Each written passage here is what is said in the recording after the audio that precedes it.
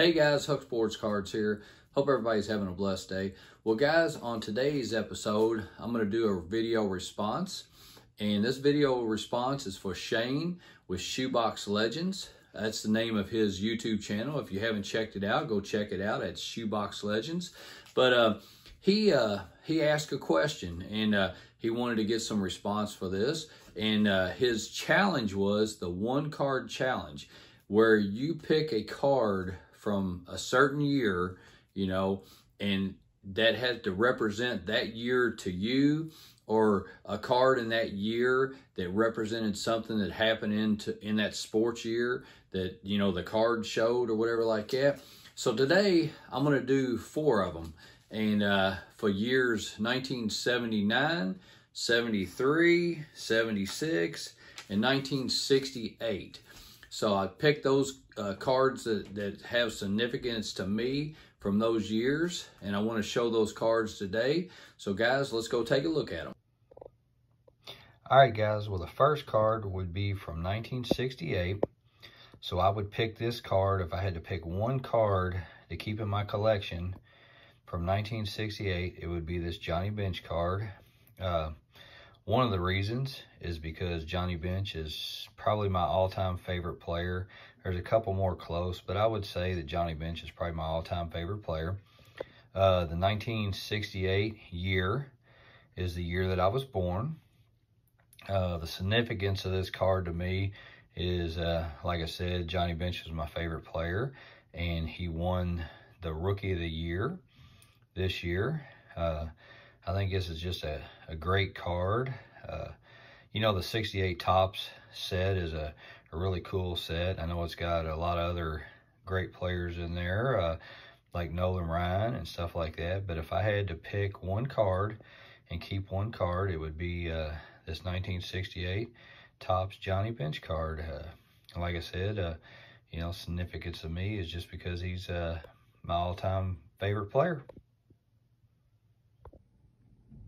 All right, guys, well, my next pick would be for the 1973 year, and this Roberto Clemente 1973 Topps card would be the one I would pick to keep, without a doubt. You know, even though he didn't play in this 1973 season, Topps had already made the card, and so they kept that card for the set and everything. You know, the significance of this is, like I said, it was his last Topps card, official Topps card, I guess, of his playing days. And I just thought it was, you know, kind of neat. You know, most people know that his last hit was his 3,000th hit, as you could see right here. So it's just kind of significant on the card where, you know, he got his 3,000th hit and everything. And kind of talks about it, you know, up top here, him getting it at the end of the season. So yeah, that would definitely be the card I would keep from 1973.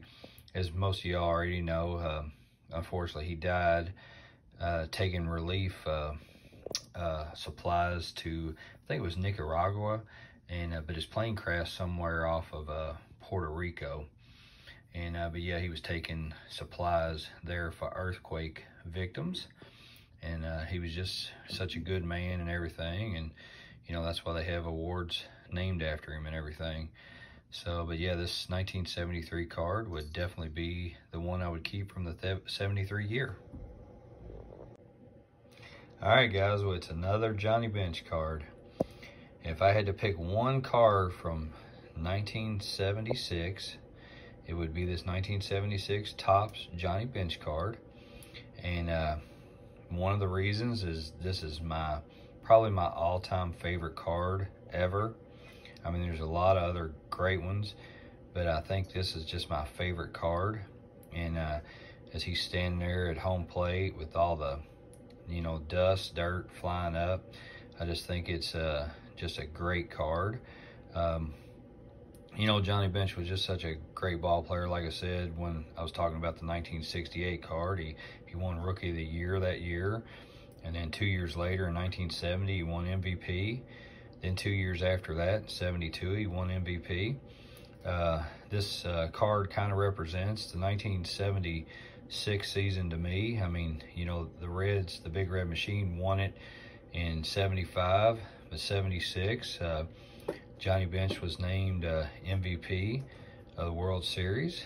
And so I just, like I say, this card holds a lot of significance to me just because I feel like this is, you know, the best card that of Johnny Bench's, definitely, and really my favorite card all time.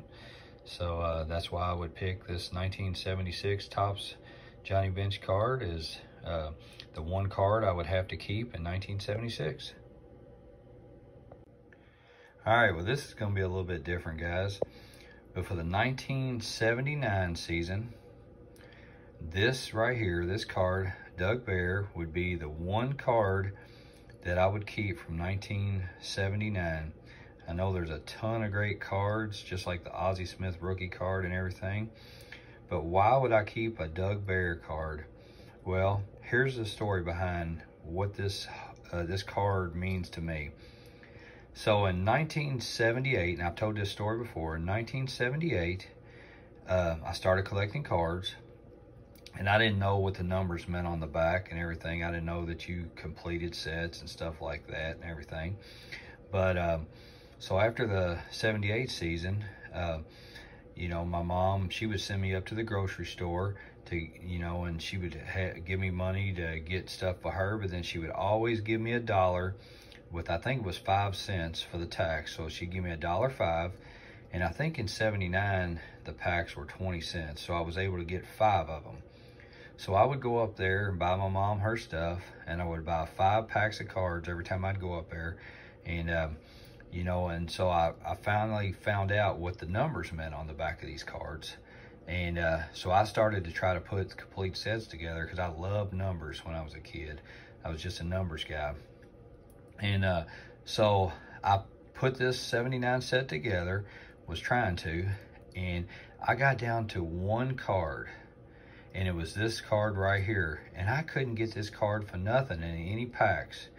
And I've told this story before, but I was over at a buddy's house, and we were playing the game where you flip the cards, which you'd never do that now, but you would flip the cards, and if it came up like both the pictures came up, well, then somebody would keep it. But if it came up like, you know, stats on one end or pictures on the other, then somebody else, the other person, would keep it.